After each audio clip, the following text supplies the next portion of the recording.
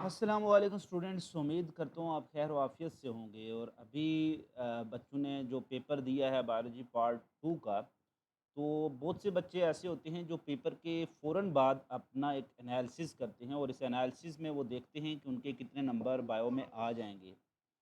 अब ये एनालिसिस तभी पॉसिबल है जब आपके पास क्या मौजूद हो, आंसर की मौजूद हो और एक एक्सपर्ट ऑफ बायोलॉजी आपको उन क्वेश्चन के आंसर शेयर करे और फिर आप उन आंसर को अपने आंसर के साथ मैच करके अपना एक सेल्फ चेकिंग करते हैं।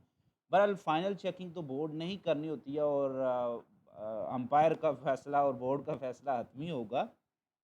सो बच्चों की आसानी के लिए मैं आपके साथ ये पेपर सॉल्यूशन जो अभी आपका बायोलॉजी पार्ट टू का पेपर हुआ है वो उसकी पेपर सॉल्यूशन पेश कर रहा हूँ। चूँकि होता ये है कि सोशल मीडिया पर डिफरेंट तरह की कीज़ जो होती हैं सर्कुलेट कर रही होती हैं, उसमें से मैं देख रहा होता हूँ कुछ कीज़ के अंदर 1-2 एमसीक्यूज़ ऐसे हैं वो रॉन्ग की लगी हुई है। तो जिन बच्चों ने सही की होते हैं वो फिर थोड़ा-सा डिप्रेस हो जाते हैं, वो समझते हैं कि अच्छा हमारा ये एमसीक्यूज़ तो कट गए, हमारे 2 नंबर कट गए। तो इसलिए आपने ये वीडियो सबसे पहले तो बड़े गौर से इसको सुनना है और फिर अपने पेपर के साथ इसको कंपेयर करना है। और को आपने अगर आप चैनल पर बिल्कुल नए हैं और फेसबुक पर ये वीडियो देख रहे हैं तो आप मेरे यूट्यूब पर चैनल को सब्सक्राइब कर लें, यहाँ से आपको बहुत सी इन्फॉर्मेशन मिलती रहेंगी। और अगर आपने पहले से सब्सक्राइब किया हुआ है तो फिर आपने अपने कोलीग्स तक ये लिंक ज़रूर शेयर करने हैं, मेरे लिए और अपने फ्यूचर के लिए। सो स्टार्ट करते हैं हम सॉल्यूशन। एमसीक्यूज़ सबसे पहले हम डिस्कस करने जा रहे हैं। सबसे पहला एमसीक्यूज़ था ऑटोसोमल नॉन डिस्टिंक्शन में अकर इन अदर देन। तो आपको पता है कि आपकी बुक में ज़्यादातर डाउन सिंड्रोम को डिटेल में एक्सप्लेन किया हुआ है और डाउन सिंड्रोम 21st क्रोमोसोम की प्रॉब्लम की वजह से हो रहा होता है। तो ऑटोसोमल नॉन डिस्टिंक्शन में अकर अदर देन 21st, तो बीटा ऑप्शन इसका बिल्कुल ठीक है। और वो अदर ऑप्शन कौन से हैं, वो एडवर्ड है जो सिंड्रोम है, स्टैच्यू सिंड्रोम है, वो अदर देन 21st से हैं। क्वेश्चन नंबर 2 है, a plant has a growth pattern called. बिल्कुल चैप्टर नंबर जो 19 है ग्रोथ एंड डेवलपमेंट, वहाँ से एमसीक्यूज उठाया गया है। और प्लांट में जो ग्रोथ पैटर्न है वो ओपन ग्रोथ है। उसने ये नहीं पूछा हुआ है कि प्लांट में कौन-कौन सी ग्रोथ पाई जाती है, प्राइमरी भी होती है, सेकेंडरी भी। प्राइमरी तमाम प्लांट में है, सेकेंडरी कुछ प्लांट के ग्रुप में मौजूद होती है, लेकिन जो पैटर्न है वो हमेशा ओपन ग्रोथ रहेगा। क्वेश्चन नंबर 3 है, during PCR thermostable enzyme is used named as.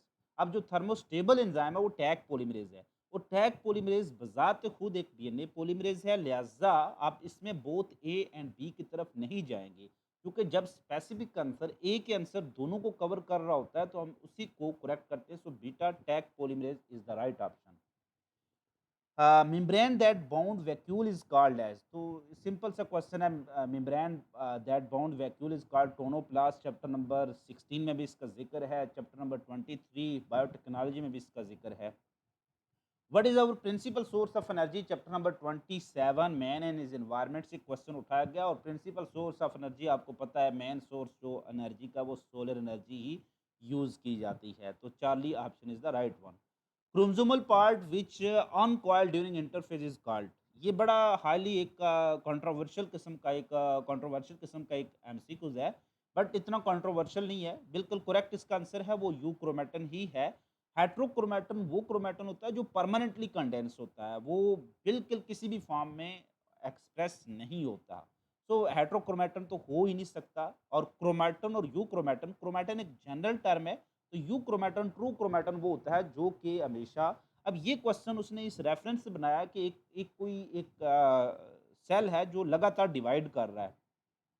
तो आपको पता है जब सेल डिवाइड करता है तो डिवीजन के दौरान जब वो माइटोटिक फेज में जाता है तो उसके क्रोमोसोम जो होता है वो जो यू क्रोमेटो होता है वो कॉइल हो जाता है, वो क्रोमोसोम की हालत में आ जाता है। हेट्रोक्रोमेटन तो होता ही कॉइल हालत में है ना, हेट्रोक्रोमेटन तो हमेशा कॉइल हालत में ही होता है। यू क्रोमेटन जो होता है ये कॉइल और अनकॉइल होता रहता है।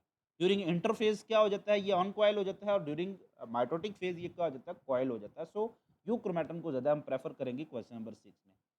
नेक्स्ट है question number 7, the normal speed of nerve impulse in human is. ये चैप्टर नंबर 17 में एक येलो बॉक्स में से एमसीक्यूज उठाया गया है। जो नॉर्मल स्पीड हमेशा 100 मीटर पर सेकंड है, जो कि मैक्सिमम इंक्रीज होकर 120 पर चली जाती है। Alpha is the right option. Bats use dash for evaporative cooling.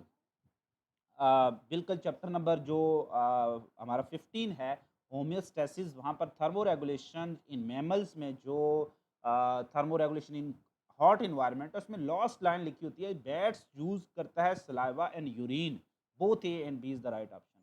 Position of gene on chromosome is called, chapter number 17 से एमसीक्यूज है, लोकस इसको कहते हैं, simple alpha option is right.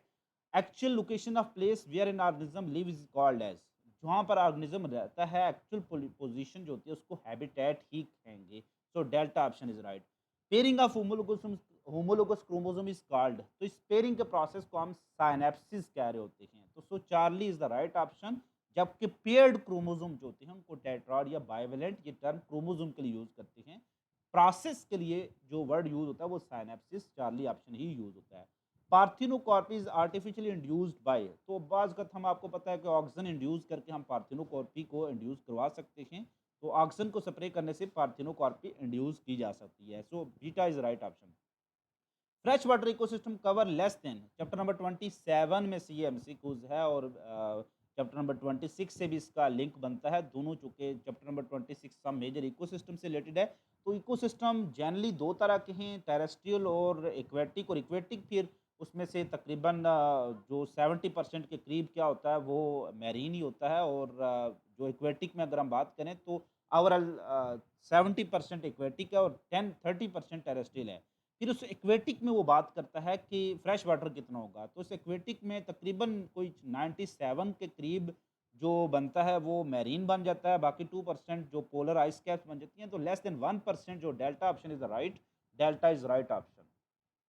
Epiblast is presumptive, ये growth and development chapter number 19 से MCQs है, तो वहाँ पर जो एपिब्लास्ट है आपको पता है कि ये बाद में क्या बनाती है, एक्टोडर्म में कन्वर्ट हो जाती है, और इससे एक्टोडर्म से नर्वस सिस्टम बनता है, so alpha is the right option. Sarcoplasmic reticulum surround each myofibril, beta is the right option. और पीबीआर 322, ये भी बाज कीज में उन्होंने लोगों ने गलत किया हुआ है।